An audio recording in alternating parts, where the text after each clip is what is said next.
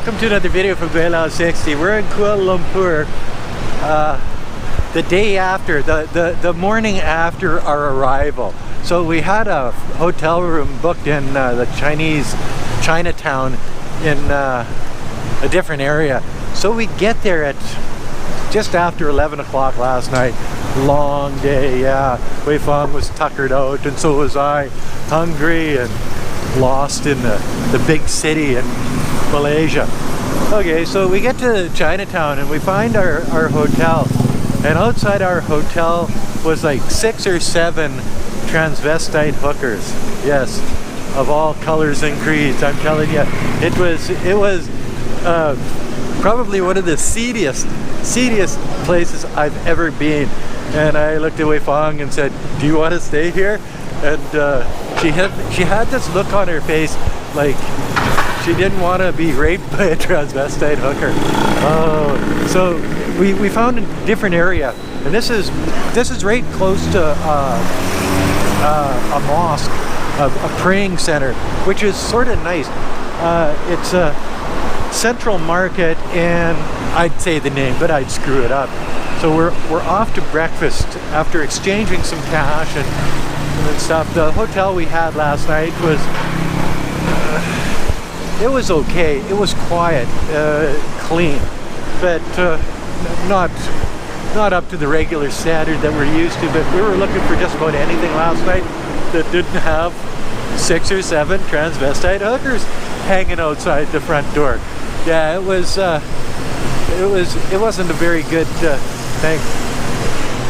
You look around you. This is, you know, it's new and old. It's sort of like China in a way. You've got the new and you've got the old. It's going to be 34 degrees today, 88% humidity. Is that a good thing? A lucky thing, I guess, if you're Chinese. And that's another thing. Here, you don't see a lot of Chinese people. I thought there'd be lots and lots of Chinese here, but maybe we're just in the wrong part of town. You see, I don't know, a lot of people from Bangladesh, India. You see, you see the regular Malaysians and stuff. There's poor, there's new, there's old, there's rich, there's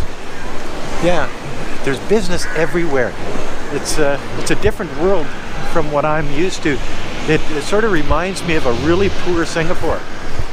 Yeah, so we're off to the Pacific Express Hotel in the Central Market for breakfast this morning. I was out exchanging cash and I came across a place that looked like there was a couple of Westerners in there that probably know more about the city than I do, and they looked like they were eating some good food, so that's where we're off to. Wei Feng, you hungry? Yeah. See how she buttoned up her shirt? And I said, "You screwed that up, Wei Feng." But she says, "No, it's a fashion statement." Oh, okay.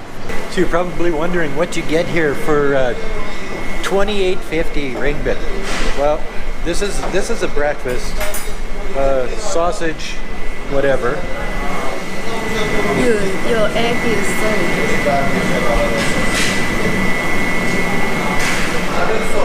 And Wei Feng's chicken and stuff looks a lot better than my breakfast menu, and that's 28.50. So that would be like about 40 RMB.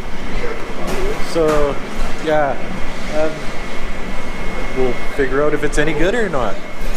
So it turns out we landed our ass right in the middle of the old downtown area of Kuala Lumpur. It's got a history back that goes back into the 1870s colonial times. Oh yeah, and a lot of the buildings are still around, which is sort of nice, picturesque, old, mind you, but still it's sort of an interesting place. The old and the new. You got the big banks, and you've got the old colonial buildings, and you've got the mosques, and you've got shit like this. Right? Yes, and a guy cruising down the road on his Harley Davidson with Satan written along the side of it. All of that and more. So yeah, this is going to be a good trip. I can feel it already. And where we ended up is called Masjid Jamek, if I'm saying that right. I remember it from the LRT. That's where I bought a ticket, and then we're going to get on the LRT, and we forgot the name of the place we bought the little button for. So then we had to go back and ask the girls, "What's this, where are we going?" They said, "Well, you bought the ticket." Oh, yeah.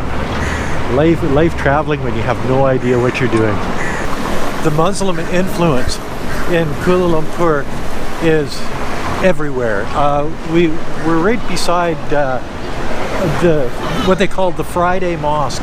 It's the oldest worshipping mosque in Kuala Lumpur. It was built in 1907. Yes, and it's you can have 1,000 worshippers in here at one time. It's pretty big, pretty amazing. It's different. We were going to go into the mosque, but there was only 10 minutes until they were closing down, and you have to get all dressed up in garb because you can't show your knees. Yeah, so you have to wear, and they give it to you outside. It doesn't cost you anything, but you can see like this area where the age of it shines through. And then they've got the newer area over on the other side, but this is the old, and this is the new. So what do you think of Kuala Lumpur so far? Beautiful, different. It's different, eh? Yeah. You've never been to a place like this before? No. Ever? Yeah, And I've taken you all over the place. I like the building like this. Turn Well- around the camera. Well, this is classic. Look at this.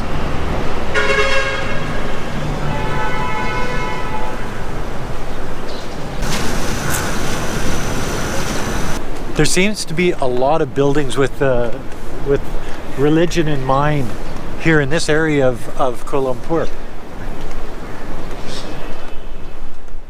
And it's sort of beautiful.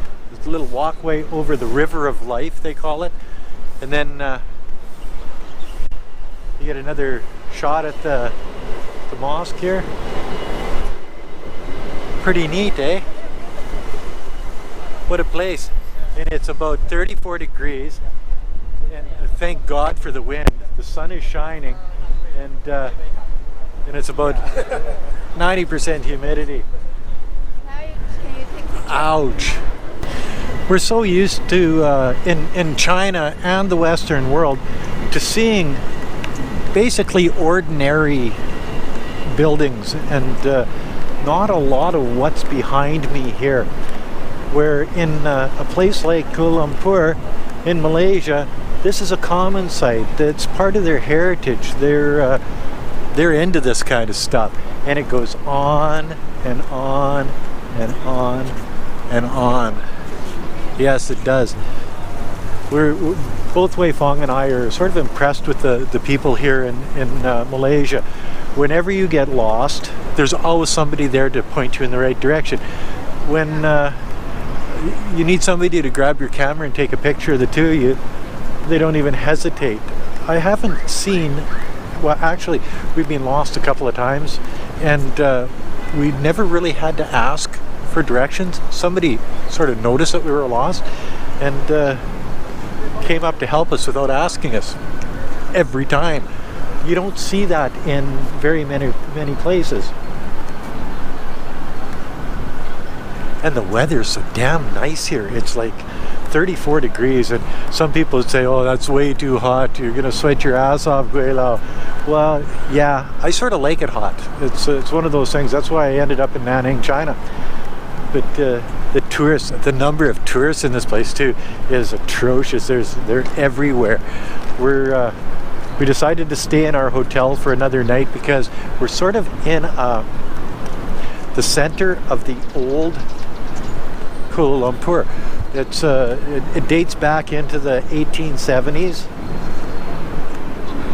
and a lot of the old buildings are still here. Sure, that's surrounded by all of the new high-rises and and stuff like this here going up, but the old stuff is still here. This stuff, this whole block here, it may look old. It's not. It's brand new. It's probably still under construction. It's, I would imagine why it's still brick on the outside. Or maybe they just leave it like that. Nah, I don't think so. It'll be covered with white here one of these days. You quickly notice in at least this part of Kuala Lumpur that it is a major tourist trap. It's all about well, it's about two different things. It's about tourism and helping the economy of Malaysia through tourism, and it's about religion too. It's like the idea that there is mosque after mosque. You see a lot of Muslim people. Watch your back, if I can get run over. You see a lot of Muslim people.